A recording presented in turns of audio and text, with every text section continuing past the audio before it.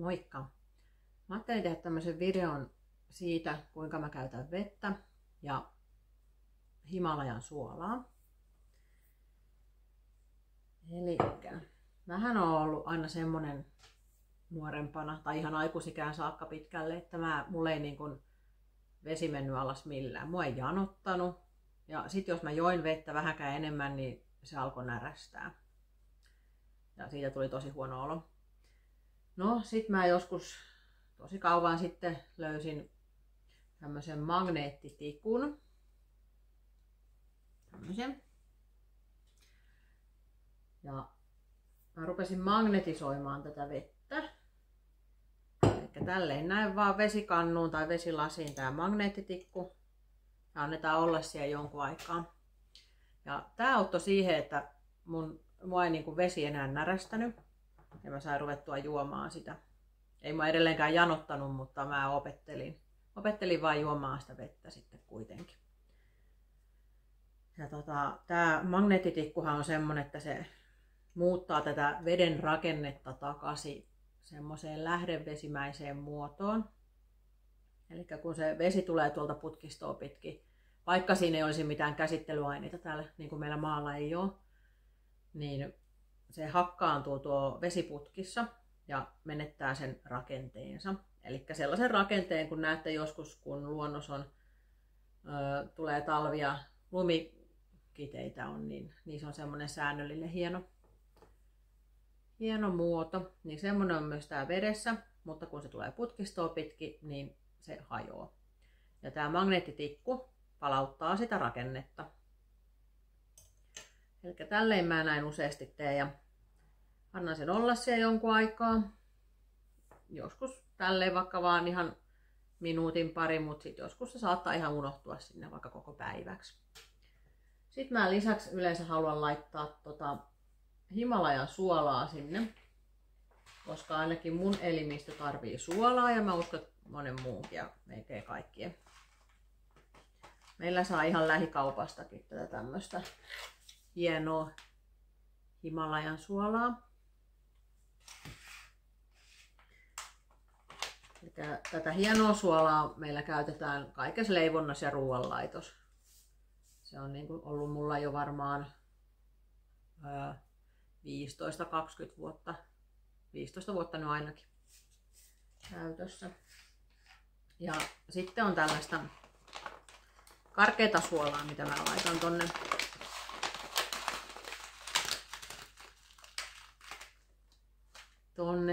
tonne veteen. Mä pistän sinne muutamia hipanoita yleensä. Jos vaikka on kuuma päivä ja mä tarvitsen vähän niin kuin elektrolyyttijuoma tyyppistä palautumiseen tai siihen kuumuuteen, niin mä pistän sitä sitten kyllä enemmän. Ja kyllä sitä voi pistää vaikka puoli teelusikallista tämmöiseen. Mitähän tässä on nyt, 1,5 litraa ehkä. Mutta vähän silleen oman maun mukaan, että pikkusen sieltä alkuun saattaa maistua erilaiselta kuin normaali vesi, mutta siihen kyllä tottuu tosi nopeasti. Ja sitten sitä ei enää huomaakaan ja tavallaan vähän kaipaakin sen suolan sinne neutralisoimaan myöskin sitä veden makua. Ja hei, tämä magneettitikkuhan se neutralisoi sen veden maun, että jos on kaupunkialueellakin semmoista oudolta maistuvaa vettä, kun vesihän pitäisi olla mautonta, raikasta, niin tämä magneettitikku auttaa siihen, että se maku neutralisoituu. Suosittelen. En enää kyllä tiedä, mistä näitä saa. Kyllä niitä jostain löytää. Tämä on ollut jostain Energetics Magneticsilta. En tiedä, onko sellaista firmaa vielä olemassa. Niin aikanaan. Joo, ja sitten se suola sinne sekaan ja se liukenee siellä. Ja mä juon sitten pitkin päivää vettä.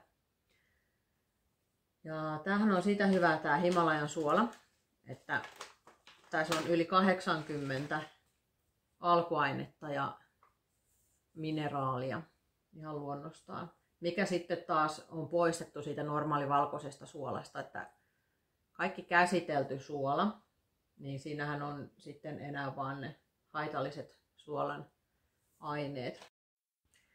Eli kaikki semmonen suola, mitä on vähänkään käsitelty, siinä on paakkuuntumisen estoainetta tai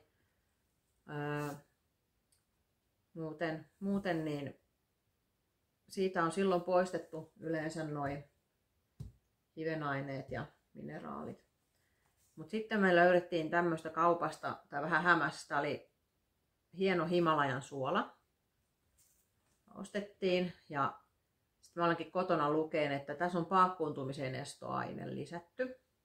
Eli tässä on se natriumkloridi, ihan mikä on se normaali suola, mutta tässä on myös paakkuuntumisen estoaine, eli tämä on niin sanotusti pilattu. Ja olen mä tätä nyt käyttänyt pois sitten, mutta siitä voisi tehdä vaikka jalkakylvyn tai jotain kivaa. Mutta joo, eli silloin kun siinä on mitään lisätty tai sitä on mitään käsitelty, raffinoitu, niin silloin se menettää ne hyvät ominaisuutensa. Ja se natriumkloridisuola aiheuttaa sitä ongelmaa tuonne meidän verisuoniin. Toki tässä Himalajan suolassakin on natriumkloridi, tietenkin, koska se on sitä suolaa, mutta kun tässä on myös ne pienet määrät niitä kaikkia yli 80 hivenainetta ja alkuainetta, niin tämä toimii meidän elimistöön eri lailla, eli se läpäisee solukalvon ja silloin se ei jää sinne suoniin kovettumaan.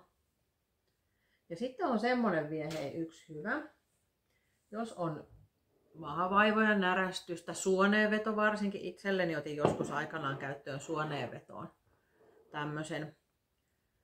Tätä sanottiin silloin sole-liuokseksi. Mä en tiedä, tämä nyt on niin kuin vaan kyllästetty suolaliuos.